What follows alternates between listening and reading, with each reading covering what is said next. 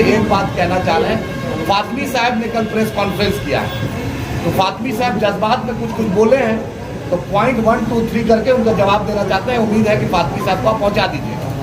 पहला बात, फातमी साहब से पूछिए कि फातमी साहब ने कहा कि बैरिस्टर असदुद्दीन ओवैसी साहब को बचाए थे या हम किए थे, तो फातमी साहब की सेहत और बैरिस्टर असदुद्दीन ओवैसी साहब की सेहत में आसमान जमीन का फर्क है। फातमी साहब 2 बजे दिन में उठते हैं और बैरिस्टर असदुद्दीन ओवैसी साहब फजर में उठते हैं, और ये दुनिया का कोई भी नाबीना भी बोलेगा कि फातमी साहब कभी बैरिस्टर असदुद्दीन ओवैसी साहब को नहीं बचा सकते।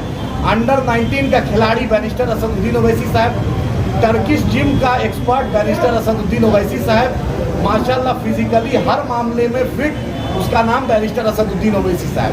तो ये बात जो उन्होंने बोला पार्लियामेंट में, तो ये झूठ बोलना है। अब सालार का भी सेहत, सालार भी माशाल्लाह फातमी साहब जैसे 2-4 को तो आराम से संभाल लेते होंगे, इसलिए झूठ नहीं बोले। पार्लियामेंट में जब प्रभुनाथ सिंह जी ने फातमी साहब को गाली बक्का था, तो ना लालू जी खड़े हुए थे, उस रेल मंत्री थे, ना जयप्रकाश जी खड़े हुए थे, यही बैरिस्टर असदुद्दीन ओवैसी साहब ने फातमी साहब का बचाव किया था। ये एक सच्चाई है पार्लियामेंट का, वीडियो फुटेज उठा के देख लीजिए, उनका चेहरा काला बन गया था और उसके बाद बैरिस्टर साहब उनके लिए खड़ा हुए थे। फातमी साहब से पूछिए कि आज शहाबुद्दीन साहब की बेवा चुनाव लड़ रही है, उस पर उनके मुंह से बोली निकल रहा है। ये फातमी साहब से पूछिएगा कि जो शहाबुद्दीन साहब ने उनको टिकट दिलाया दरभंगा से, जो शहाबुद्दीन साहब ने अपने कोटा से लालू जी को बोलकर मंत्री बनवाया, उस शहाबुद्दीन की साहब की बेवा आज अकेले चुनाव लड़ रही है। इनकी औकात नहीं हुई कि लालू जी को बोलने की। और फातमी साहब बताएं कि क्यों वो जदयू में गए थे, भाजपा और जदयू में फातमी साहब गए थे। इनका बेटा मोहन भागवत और नरेंद्र मोदी का फोटो लगाकर चुनाव लड़ा है 2020 में, केवटी से भगाया तो दरभंगा ग्रामीण आया। वो फातमी साहब को मुसलमानों के बारे में बोलने का कोई अधिकार नहीं। उससे बड़ी बात, कल फातमी साहब लालू यादव जी से मिलने गए थे, लालू जी पैर रखे हुए हैं, फातमी साहब की इतनी औकात नहीं हुई कि बगल में कुर्सी में बैठ जाए। तो मुसलमानों को हिस्सेदारी, पहले अपनी हिस्सेदारी दे, तब मुसलमानों की हिस्सेदारी की बात करेंगे। फातमी साहब बताएं कि क्यों भाजपा में जदयू में बाप बेटा दोनों गए थे। सिटिंग एमएलए बेटा राजद से था और वो गए थे भाजपा में। CNRC में फातमी साहब एक स्टेटमेंट दिखा दीजिए। आमिर हंजला शहीद हुआ, डब्लू भाई पोस्टमार्टम कराए, गवाह रहे, केस में खड़े रहे, फातमी साहब बतलाए कहाँ थे। उनके क्षेत्र का, मधुबनी का असगर साहब मरहूम, उसको CRPF कांस्टेबल चेतन शर्मा ने मारा, फातमी साहब उसके घर में पुरसा तक लेने नहीं गए, वो है फातमी साहब। हाफिज साद को शहीद किया गया गुड़गांव में, उसको कंधा देने के लिए इंजीनियर आफ्ताब साहब, अख्तर साहब MIM के माली मदद भी की, वही पुपरी और वही सीतामढ़ी के थे जो फातमी साहब के घर से, उन्हीं के पार्लियामेंट्री सेगमेंट से सटा हुआ इलाका, लेकिन फातमी साहब नहीं गए। ना गुलनाज पर बोले, ना सनोबर पे बोले, ना उस पर बोले। वो जो नौजवान उसको, जो 53 साल का आदमी छपरा में मॉब लिंचिंग हुआ, उस पर बोले। मदरसा अजीजिया जल गया, फातमी साहब की औकात नहीं हुई कि मदरसा अजीजिया पे बोलने का। तो फातमी साहब को मुसलमान का लीडर नहीं है। ब्रोकर हो सकते हैं, दलाली कर सकते हैं, दरबारी कर सकते हैं, फातमी साहब मुसलमान का रहनुमा नहीं हो सकते। उनके साथ आज MIM की ताकत देख लीजिए।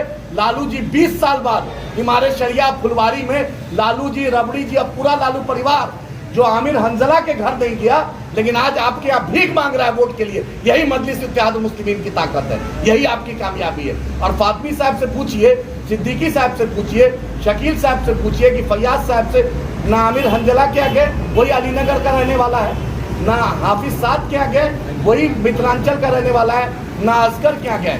इतनी औकात होती है अगर सिद्दीकी साहब की, तो उनके सामने कल का लौंडा संजय यादव चला जाता है राज्यसभा और इनको MLC बना दिया जाता है। शरद यादव जी के परिवार को धोखा दिया गया, यही लालू परिवार ने। एक भी अशफाक करीम साहब को राज्यसभा नहीं गया, एक मुसलमान को नहीं भेजा। जो संजय झा अपने बूथ पर, अपने झा जी का, अपने बिरादरी का भाजपा को वोट मिलता है उनके बूथ पर, वो नहीं दिला पाते हैं और उनको राज्यसभा भेजा जाता है। और 18% मुसलमान को 2 टिकट, और लालू जी के परिवार में 11 आदमी में 2 टिकट इनकी बेटी को, 2 टिकट इनके बेटा को, एक इनकी पत्नी को, एक लालू जी खुद मुखिया बने हुए। ये मुसलमानों की स्थिति है बनाए हुए। मुसलमान इनको 18% मुसलमान, चपरासी क्वार्टर से तेजस्वी यादव याद करे मीसा जी याद करें कि कहाँ चपरासी क्वार्टर का बर्थ सर्टिफिकेट था, 10 सर्कुलर रोड और एक अन्य मार्ग मुसलमानों ने पहुंचाया। लेकिन शहाबुद्दीन साहब की लाश को कंधा देने वाला, पुरसा देने वाला ये लालू जी का परिवार नहीं रहा। मुसलमान अपनी क़यादत का लड़ाई लड़ेगा। 32 सीट में आपने 2 मुसलमान को दिया, वो भी भाई भाई को लड़ाकर अररिया में दिया आपने। उसके बाद फातमी साहब जो दरभंगा से रिजेक्ट हो गए, मधुबनी उनको दिया। MIM ने मल्ला को भी दिया, भूमियार भाई को भी दिया, राजपूत को भी दिया, यादव को भी दिया, अति पिछड़ा को भी दिया और मुसलमानों को दिया। हम मुसलमानों की हिस्सेदारी की बात करने आए हैं। फातमी साहब बताएं कि किसकी दलाली करते हैं। अब हमारे रियासती सदर और मुस्लिम वोटरों को कहीं न कहीं से दिग्भ्रमित करने या फरेब में डालने की कोशिश की है जनाब अली असरफ फातमी साहब ने। ये वसूल है कि जिनके दांत खुद मैले हों उसको मंजन का कारोबार नहीं करना चाहिए। अवैसी साहब पर उंगली उठाने से पहले काश कि मोहम्मद अली असरफ फातमी साहब, जिनकी हम लोग बड़ी इज्जत करते हैं, उन्होंने अपने गरेबान को झाँक लिया होता। अपने बेटे को 2020 में NDA के टिकट पर इलेक्शन लड़ाकर उसने ये बता दिया है कि मैं मुस्लिम दुश्मन भाजपा से कोई नफरत नहीं रखता हूँ, मैं अपने मुफाद के खातिर कहीं भी जा सकता हूँ। तो जो आदमी मुफाद परस्त हो सकता है वो वसूल परस्त नहीं हो सकता। दूसरी बात ये है कि अभी 1.5-2 महीना कबल तक वो जदयू में थे, उस जदयू में थे जो जदयू भाजपा के साथ, और ये आखिर दम तक ये उम्मीद में रहे कि किसी कोटे में, चाहे दरभंगा में हो चाहे इसमें हो, भाजपा और जदयू की तरफ से उनको टिकट दे दिया जाए। जब वहाँ पर टिकट मिलने की कोई उम्मीद इनकी बाकी नहीं रही तो ये फिर से लौटकर राजद में आए, जिसको कहा जाता है या रंज दूतों ने तो खुदा याद आया। और इनको ये बड़े पाए के लिए हैं। इत्तेफाक से मनमोहन सिंह साहब के कैबिनेट में बीमार अर्जुन सिंह के साथ ये वजीर थे तो बड़ा अच्छा मौका इनको काम करने का मिला था, लेकिन कोई काम का सबूत बता दे छोटे मोटे कामों के अलावा। लेकिन अगर गैरत मिल्ली होती और हमियत मिल्ली अगर होती फातमी साहब में, तो आंखें खोल कर देख लें। वो HD देवगौड़ा जनता दल सेक्युलर जो ही भाजपा से पंगे बढ़ाती है, हाथ मिलाती है, CM इब्राहिम जो वहाँ के रियासती सदर हैं, उन्होंने टॉप टू बॉटम जो मुस्लिम लीडरशिप थी, पंचायत लेवल से लेकर स्टेट लेवल तक, सब लोगों ने एक साथ रिजाइन कर दिया कि देवगौड़ा साहब आप सेकुलरिज्म की लड़ाई लड़ रहे थे, आप BJP के साथ चले गए हैं, हम आपके साथ नहीं जा सकते। अगर यही गैरत होती, और जिस वक्त नीतीश कुमार जी ने BJP से हाथ मिला लिया, फातमी साहब को भी रिजाइन कर देना चाहिए था। जब आप रिजाइन खुद नहीं किए और आप मोदी जी वाले गठबंधन में बैठे हुए रहे, मुसलमानों के मामले में या फिर BJP का डर दिखाने में, आपको पहल नहीं करनी चाहिए। मैं फिर दोहरा कर ये बात कहूँगा, जिनके दांत मैले हों उसे मंजन नहीं बेचना चाहिए। जो खुद मिल्लत को फरेब में डालता हो, मिल्ली हमदर्दी का राग उसको नहीं अलापना चाहिए। इन लोगों को मिल्लत अच्छी तरह से पहचानती है और उनके तमाम मामला को अच्छी तरह जानती है। मैं तो कहूँगा भी कि अल्फाज में जो कल देखा कि ये कहीं दिल से नहीं कर रहे थे, लगता है कहीं से उस पर जबर हो रहा था, कहीं से उसको दबाव दिया जा रहा था, कहीं से उसको डायरेक्शन मिला था कि भाई आए हो तो वफादारी का सबूत दो। कोई बेचारा कल वफादारी का सबूत के तौर पर, सबूत वफादारी के तौर पर लबकुशाई कर रहे थे। बहरहाल इस किस्म की हरकतों से हमारे बुजुर्गों को तो बहरहाल किनारा कसना चाहिए। पार्टी के जनरल सेक्रेटरी जनाब आफ्ताब अहमद साहब जी चैंपियन बने कि हमने BJP के रथ यात्रा को रोका, आपने उनको रोका या उनको मेहमान खाने में पहुंचाया, ये तो दुनिया जानती है। बहरहाल सीधे साधे मुसलमानों ने कहा कि बड़ा काम आपने किया, लेकिन आपको अपने कंधे पर बैठाकर एक लंबे अरसे तक आपको तख्त ताज तक पहुंचाता रहा। लेकिन मुसलमानों की क़यादत उठी, आप यादवों की क़यादत उठाएं, कोई बात नहीं।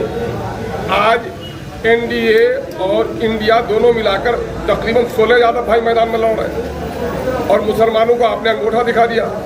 और एक अदद, जबकि मेरे 4 MLAs को आपने तोड़ लिया, पार्टी को बर्बाद करने की साजिश आपने की। एक अदद में इलेक्शन लड़ रहा था, मेरे इलेक्शन के दिन आपने तो वीडियो जारी किया। और अगर हम यहाँ लड़ रहे हैं तो दिक्कत और दुश्वारी की क्या बात है? आप ही ने तो मुझे दावत दी है कि तुम गलियों में क्यों लड़ते हो, आओ सहाराओं पर।